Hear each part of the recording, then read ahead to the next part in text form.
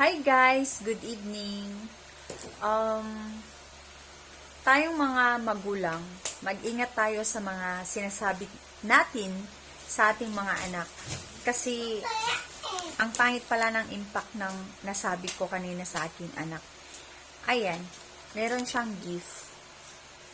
From Michelle Tori Claire to Mami C. Newag. So, yun po guys, i-open natin kung ano itong binigay ng aking anak. Sabayan nyo akong tignan.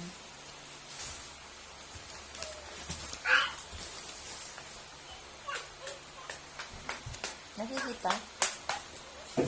So, ayan, sabi dito, walang honor, kakaiyak. Please help me, became honor. Became honor. Please help me. Sabi niya ganun. Tapos, meron pa sa loob. Tignan natin. Sabi niya dito, wala akong honor. Hindi ako mahal ng mami. Kakayak po. Tapos may emoji. Wala na akong honor.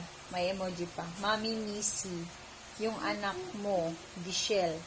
Mommy and Daddy. Yung anak nila.